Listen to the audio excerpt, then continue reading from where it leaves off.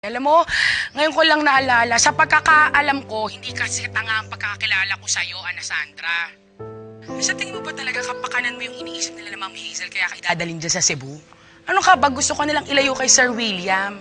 Hindi naman siguro ganun yun. Anong hindi? Ang linaw kaya, dadalhin ka sa Cebu para mamanipula nila si Sir William na makalimutan ka. Dahil sinasabi ko sa'yo, uuwi ka lang luhaan, promise. Alam mo, Ana Sandra, ganito na lang, no? Mag-isip-isip ka muna bago ka magdesisyon. Okay? Ngayon ka lang naging masaya kay Sir William. O, siya. Sige na, pabus na yung anli ko. Sige. Kanibag mo! Kanibag mo! At saka cellphone mo, akin na! Kuya, ang hirap po maghanap ng trabaho, tsaka ang hirap po kumita ng pera, tapos kikikilan niyo lang po ako. Ayaw mo! Ha?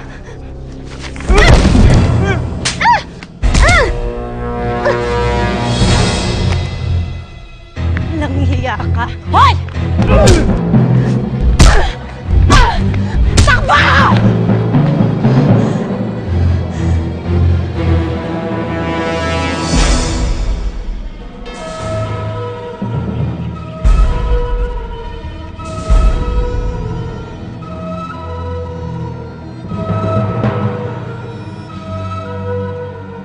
Lumabas na sa kanya ang binhi. Wala na siya, Esmeralda. Magbabayad siya! Sino ka ba talaga? Anong pinakain mo sa akin? Mararamdaman mo rin ang buot ko! Anak ko ang wala. Anak mo ang kabayaran.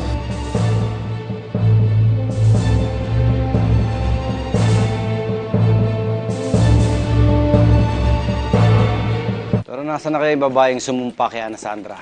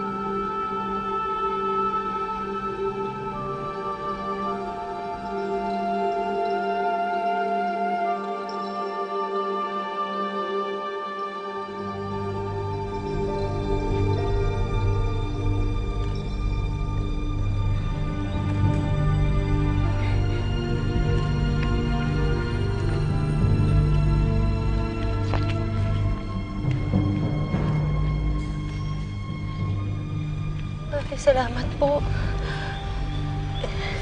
Walang anuman, Iha. Kahit sino naman siguro gagawin ang ginawa ko. Ako si Esmeralda. Ikaw, anong pangalan mo? Ana Sandra po.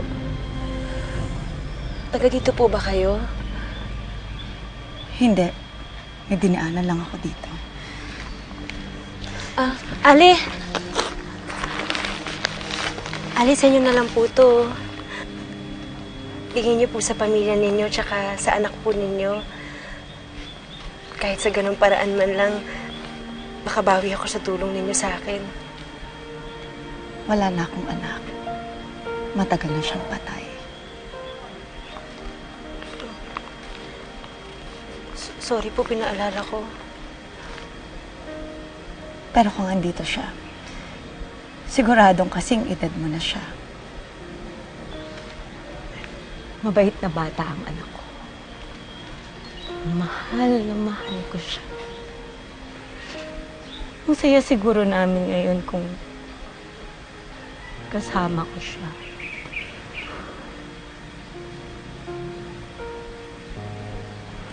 Pero wala na siya.